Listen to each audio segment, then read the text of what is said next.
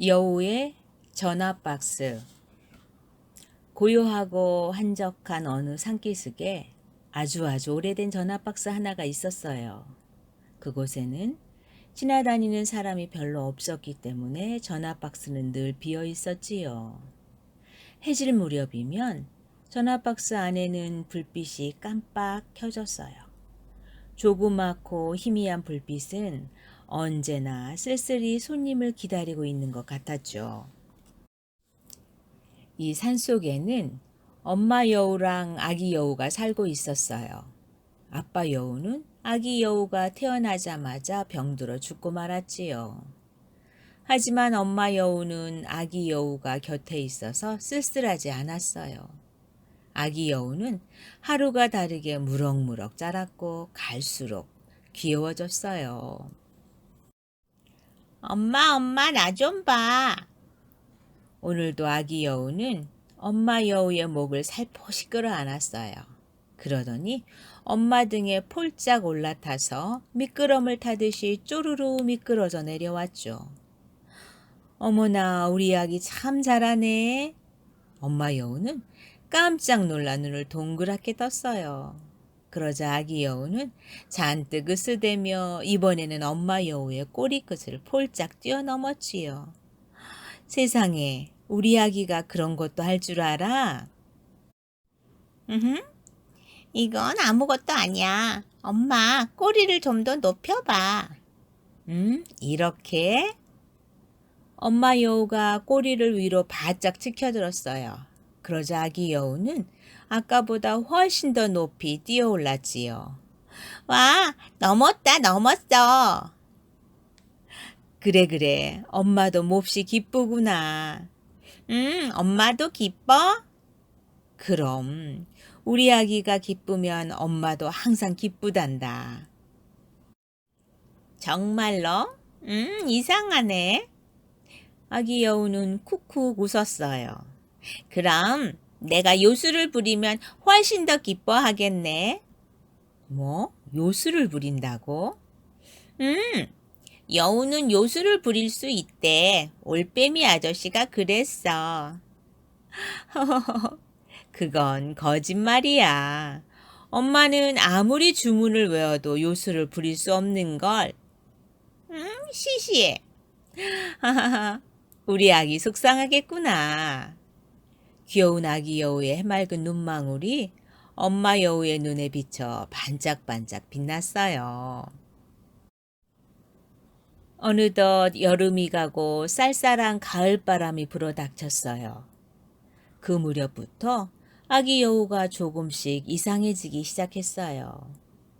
여느 때와 달리 기운이 통 없는 거예요. 엄마 여우가 걱정스레 물었어요. 왜 그러니? 배고파? 아니. 그럼 어디 아프니? 그냥 추워.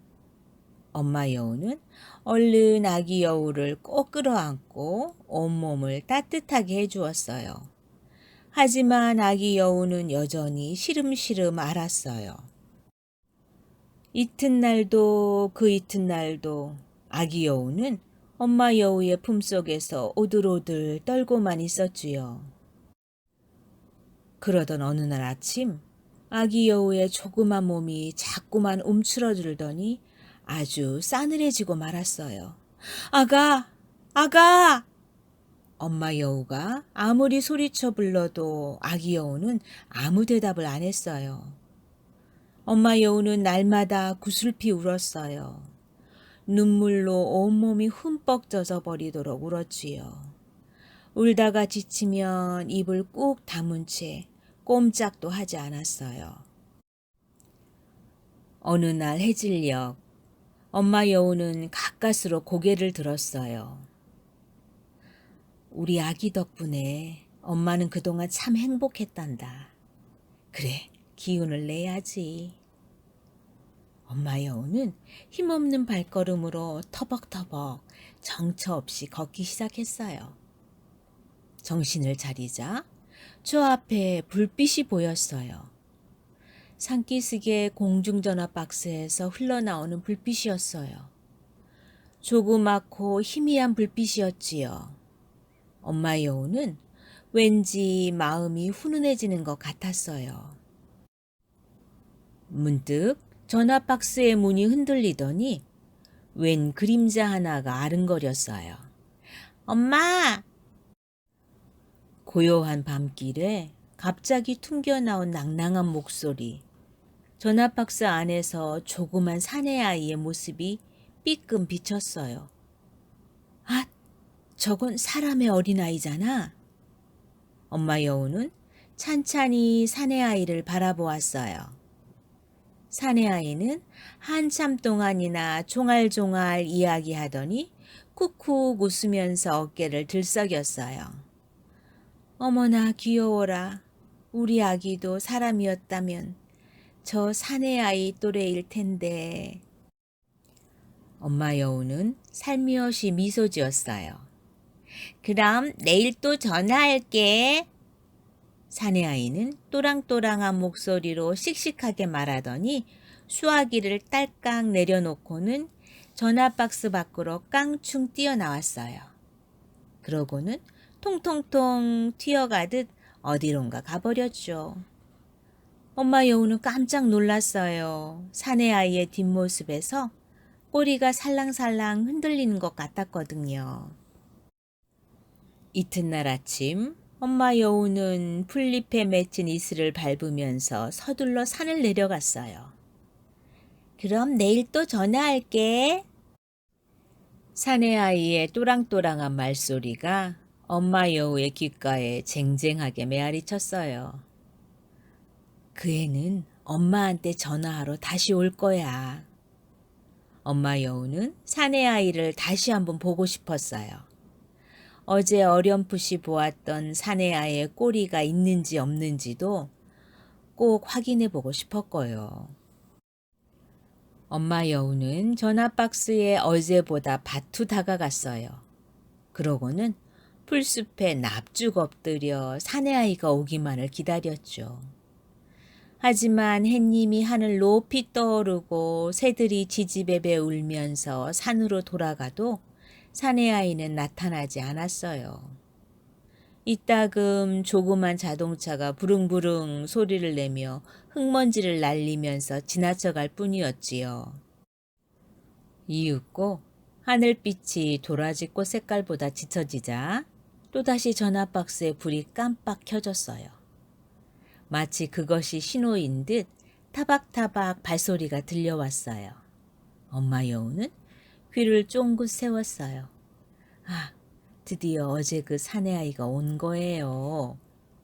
영차! 사내아이는 전화박스의 문을 활짝 열어 젖히더니 한껏 발돋움해서 수화기를 집어들었어요. 여보세요? 엄마야? 오늘도 변함없이 씩씩한 목소리가 들려왔어요. 또랑또랑한 저 소리, 사내아이의 목소리는 어제보다 훨씬 또렷하게 들렸죠. 동그랗고 포동포동한 얼굴도 더 잘 보였고요. 하지만 안타깝게도 요리조리 아무리 살펴봐도 사내아이한테는 꼬리가 달려있지 않았어요. 그때 사내아이가 말했어요. 엄마, 보고 싶어. 엄마 여우는 가슴이 철렁 내려앉았어요. 마치 아기 여우가 살아 돌아와 자기한테 말을 건넨 것 같았기 때문이에요. 그래, 엄마도 우리 아기가 무척 보고 싶단다. 엄마 여우는 무심결에 중얼거렸어요. 사내아이는 날마다 전화박스에 불이 켜질 무렵이면 꼬박꼬박 찾아왔어요. 엄마 여우도 해질녘이면 어김없이 산 아래로 내려갔고요. 그러고는 풀숲에 오독하니 앉아 사내아이의 이야기에 가만히 귀를 기울이곤 했어요. 엄마, 오늘은 할아버지랑 읍내에 있는 기차역에 갔다 왔어. 엄마 여우는 사내아이의 말에 나지막히 대답했어요.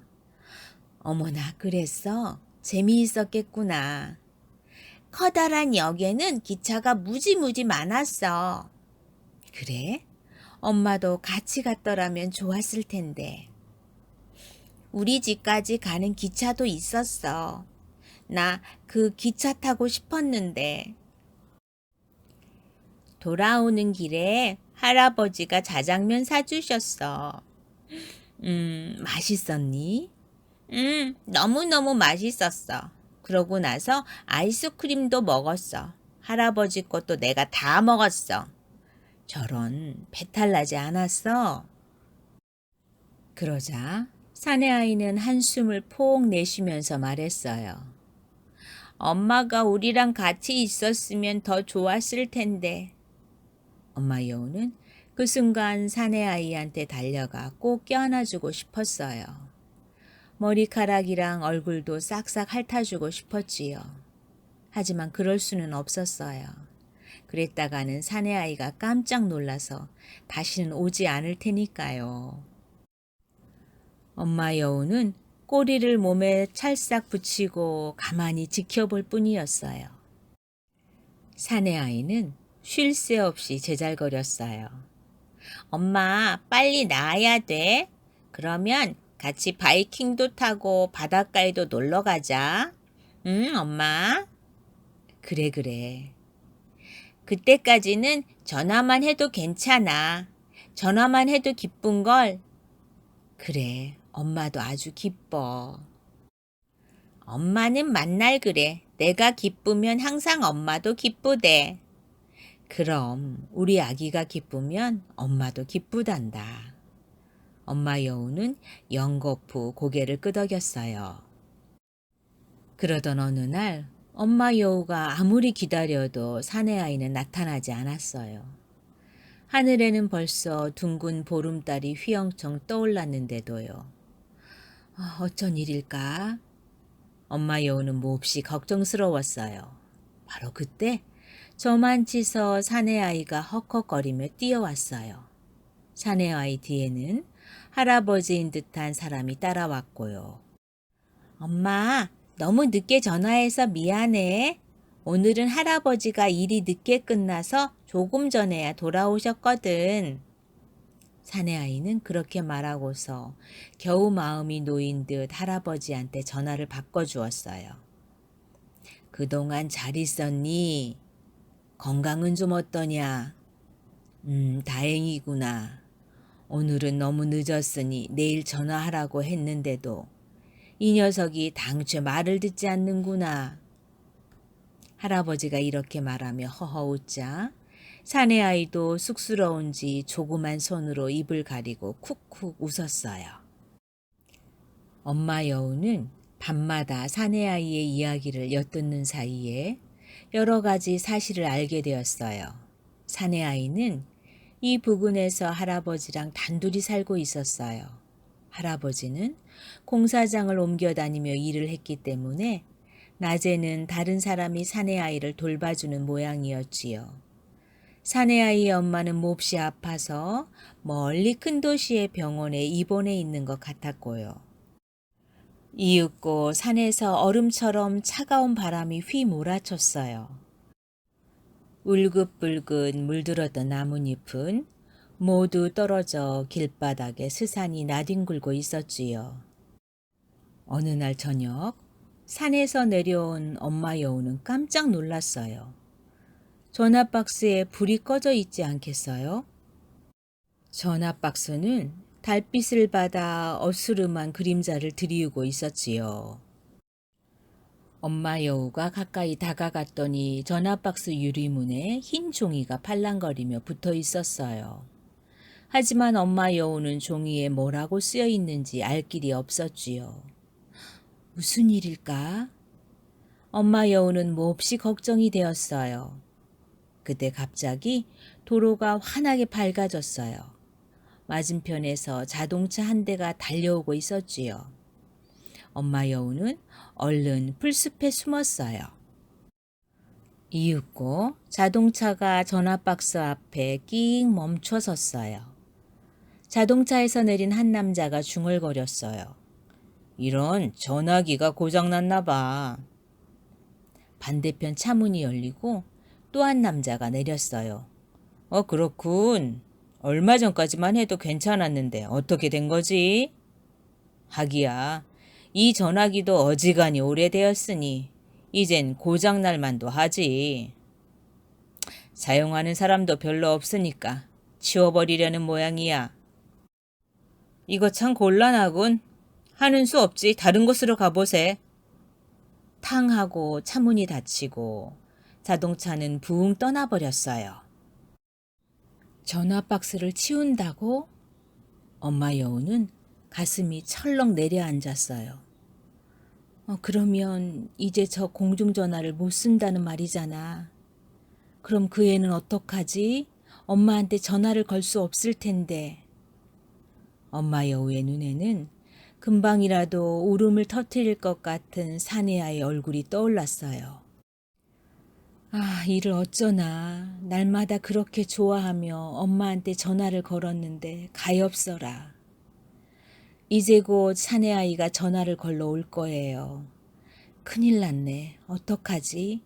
그 애가 몹시 실망할 텐데. 그때 엄마 여우의 귀가 바르르 떨렸어요. 멀리서 타박타박 발소리가 들려왔기 때문이에요. 그 애야. 발소리는 점점 더 가까워졌어요. 지금 오고 있어. 이 일을 어떡한담? 엄마 여우는 허둥지둥 소리가 나는 쪽으로 귀를 쫑긋 세웠어요. 내가 도울 수만 있다면 무슨 일이든 다 할 텐데 나는 너에게 아무것도 해줄 게 없구나. 정말 미안하다 아가야. 엄마 여우의 눈에는 눈물이 주르륵 흘러내렸어요. 엄마 여우는 가엾은 사내 아이를 껴안듯 살며시 아빠를 뻗었어요. 여기에 전화 박스가 하나 더 있다면, 하다못해 내가 그 아이의 전화 박스가 되어줄 수만 있다면. 엄마 여우는 너무나 안타까워서 발을 동동 굴렀어요. 바로 그때였어요. 어머나, 이게 어떻게 된 일일까요? 엄마 여우가 꼿꼿이 선 채 어느덧 전화박스로 둔갑해버린 거예요. 옆에 있는 전화박스랑 똑같이 말이에요. 깜빡. 엄마 여우의 전화박스에 환하게 불이 켜졌어요. 그 순간 사내아의 발소리가 뚝 그쳤어요. 아마도 전화박스가 2개인 것을 보고 깜짝 놀란 모양이었어요. 이 전화기가 고장이 나서 그 옆에 다른 전화박스를 하나 더 세워놓았구나. 사내아이는 곧장 여우의 전화박스 안으로 뛰어들었어요. 그러고는 발꿈치를 한껏 들고 수화기를 집어들었죠. 코스모스 꽃잎 같은 사내아이의 손바닥에서 따뜻한 온기가 사르르 엄마 여우에게 전해졌어요. 여보세요? 엄마야? 엄마 여우의 가슴 속에 사내아이의 목소리가 울려 퍼졌어요. 달콤한 냄새도 솔솔 풍겼고요. 엄마, 내 목소리 잘 들려? 사내아이가 말했어요. 엄마 여우는 가슴을 두근거리면서 대답했어요. 그래, 엄마야. 있잖아, 엄마. 사내아이는 여기까지 달려오느라 몹시 숨이 찼어요. 있잖아. 오늘 할아버지가. 알았다. 할아버지랑 또 읍내 기차역에 갔었구나. 엄마 여우가 서둘러 대답했어요. 아니, 그게 아니야. 그럼 짜장면 먹었니? 아니, 그게 아니라니까. 그럼 아이스크림. 아이스크림도 맛있지만 엄마는 너랑 같이 나무 열매로 만든 경단을 먹고 싶단다. 엄마 여우는 너무너무 기분이 좋아서 무심결에 그만 자기 이야기를 늘어놓고 말았어요. 그러자 사내아이가 쿡쿡쿡 웃음을 터뜨렸어요. 아이 참, 엄마 지금 무슨 말을 하는 거야. 그게 아니라 오늘 할아버지가 일하러 갔다 와서 그러셨어. 이제부터 엄마가 있는 도시에서 일하게 되셨다고. 이게 무슨 소리지? 엄마 여우는 처음에 사내아이가 무슨 말을 하는지 잘 알아들을 수 없었어요. 그러니까 이번에 할아버지랑 나랑 엄마가 있는 도시로 간다고. 이젠 전화 안 해도 돼. 날마다 엄마를 만날 수 있으니까. 그, 그래. 왜 그래, 엄마? 엄만 기쁘지 않아? 아니야. 엄마도 아주 기뻐. 엄마 여우는 정신이 아득했어요. 이제 다시는 사내 아이를 만날 수 없게 된 거예요. 난 지금 너무너무 좋아, 엄마. 할아버지는 벌써 이사 준비를 하고 계신걸. 빨리 엄마를 만나러 가자고 말이야. 나도 집에 가서 할아버지를 도와드릴 거야. 사내아이는 수화기를 입가에 바싹 갖다 대고는 나지막히 외쳤어요. 아, 빨리 엄마 보고 싶다. 그러고는 전화를 딸깍 끊더니 문을 열고 밖으로 폴짝 뛰어나갔어요. 엄마 여우는 꿈에서 깨어난 듯 멍하니 앉아 있었어요. 시든 꽃잎처럼 고개를 푹 떨군 채 말이에요. 엄마 여우의 가슴에는 아직도 사내 아이의 따뜻한 온기가 남아 있었어요. 포동포동한 뺨에서 풍기던 달콤한 냄새도 남아 있었고요. 휘잉 차가운 바람이 불어왔어요. 마치 엄마 여우의 온기를 모두 빼앗아 버리려는 듯이. 엄마 여우는 옆에 있는 전화박스 안으로 얼른 뛰어들어갔어요. 어머, 엄마 여우는 깜짝 놀랐어요. 지금까지 캄캄하게 꺼져 있던 전화박스의 불빛이 갑자기 깜빡이더니 천천히 밝아오기 시작한 거예요. 전화박스 안은 따뜻했어요. 엄마 여우는 누군가의 품에 안긴 듯 마음이 푸근해졌어요. 마음속에서 다시 기운이 봉봉 샘솟는 듯한 기분이었어요. 다행이야. 그 애가 엄마를 다시 만날 수 있게 되었으니까. 엄마 여우는 진심으로 기뻐했어요. 그래, 나도 그 사내아이 덕분에 우리 아기 생각을 떠올릴 수 있었는걸. 엄마 여우는 수화기를 살며시 집어들었어요. 그날은 별빛조차 손에 잡힐 듯한 밤이었어요. 그러니까 어쩌면 아기 여우한테 소식을 전할 수 있을지도 몰라요. 여보세요? 아가, 엄마 여우가 말했어요. 아가, 엄마가 요술을 부렸단다. 정말로 요술을 부렸어. 하지만 전화기 저편에서는 아무런 소리도 들려오지 않았어요. 쥐 죽은 듯 고요하기만 했어요. 엄마 여우는 실망하지 않았어요.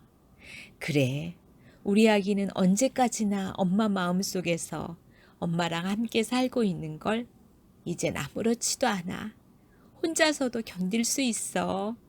하지만 엄마 여우가 까맣게 모르는 사실이 있었어요. 전화박스가 엄마 여우를 위해서 마지막 남은 힘을 다 짜내어 불을 밝혀주었다는 것을, 금방이라도 꺼져버릴 것 같았던 엄마 여우의 마음속에 등불을 다시 밝혀주었다는 것을, 전화박스 불빛 아래 엄마 여우의 행복한 얼굴이 환히 비치고 있었어요.